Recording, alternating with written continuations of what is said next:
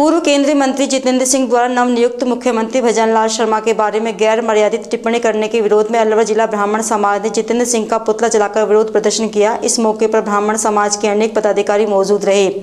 जिला ब्राह्मण समाज अध्यक्ष विशंबर दयाल वशिष्ठ ने कहा कि भजनलाल शर्मा कमजोर मुख्यमंत्री नहीं है। ब्राह्मण कभी कमजोर नहीं होता, गरीब हो सकता है, सेवक हो सकता है, लेकिन कभी कमजोर नहीं होगा। उन्होंने कहा कि आगामी दिनों में पता चल जाएगा कि मुख्यमंत्री भजनलाल शर्मा के नेतृत्व में राजस्थान प्रगति की राह पर चलेगा। उन्होंने कहा कि राजा महाराजाओं के समय में ब्राह्मण काम किया करते थे और ब्राह्मणों के दम पर ही राजा महाराजा अपना राज चलाते थे। केंद्र सरकार रिमोट कंट्रोल द्वारा सरकार चलाने के मामले पर उन्होंने कहा कि भजनलाल रिमोट कंट्रोल के रूप में काम नहीं करने वाले। रिमोट कंट्रोल के रूप में तो प्रधानमंत्री मनमोहन सिंह थे, जिनका रिमोट कंट्रोल सोनिया गांधी के हाथ में था, जिन्होंने अभी कार्यभार भी नहीं संभाला। उनके बारे में ऐसी टिप्पणी करना शोभा नहीं देता। उन्होंने कहा कि शर्म की बात है कि एक गरीब किसान का बच्चा आज इतने बड़े पद पर पहुंचा है, तो कांग्रेस वालों को हताशा हो रही है। भारतीय जनता पार्टी बहुमत से सरकार में आई है। सीएम पद पर भजनलाल शर्मा को बनाने के मामले में यह राजस्थान की जनता का अपमान है।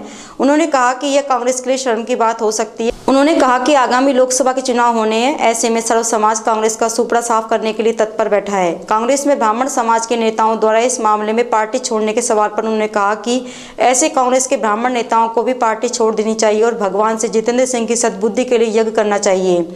वहीं बीजेपी नेता जितेंद्र शर्मा ने कहा कि संवैधानिक पद पर बैठे व्यक्ति के बारे में ऐसी टिप्पणी नहीं करनी चाहिए। केंद्रीय नेतृत्व प्रधानमंत्री नरेंद्र मोदी ने उन्हें पद पर बैठाया है, उनकी काबिलियत को देखकर ही सीएम बनाया है। पूरा अलवर ही नहीं, पूरा भारत का ब्राह्मण समाज उद्दलित है।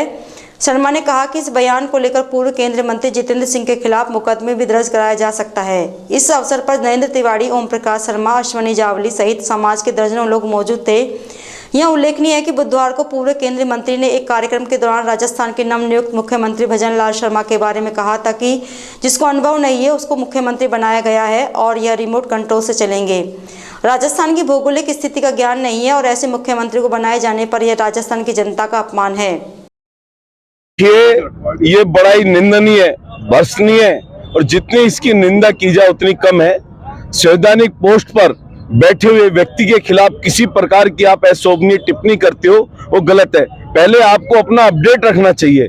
आज वो भंवर साहब ने जिस प्रकार मंच पे से अपने पार्टी कार्यालय में कहा कि भजनलाल जी सरपंच का चुनाव भी नहीं जीते हैं, वो इस लायक नहीं है। माननीय हमारे केंद्रीय नेतृत्व माननीय नरेंद्र मोदी जी, देश के यशस्वी प्रधानमंत्री जी ने उन्हें ऐसे ही बैठा दिया। ये जितनी भी बातें कही गई है उनकी भर्त्सना करते हैं और ब्राह्मण समाज पूरे राजस्थान का नहीं, पूरे भारत देश का जिस प्रकार उद्दलित है, आपने आज देखा है। मेरे ब्राह्मण समाज के जिला अध्यक्ष भी, मेरे पदाधिकारी भी, सारे लोग यहाँ इकट्ठे हैं, मेरा युवा भी इकट्ठा है। आज पूरे राजस्थान में नहीं, पूरे भारत देश के अंदर और जितेंद्र सिंह जी के खिलाफ कार्रवाई की जा रही है और यहाँ तक है कि मुकदमा दर्ज करने का भी हम काम करेंगे। पूर्व मंत्री हमारे और कांग्रेस में हमारे उस समय नेता थे और इन्होंने जो बातें कही उनमें 3 बातें प्रमुख कही।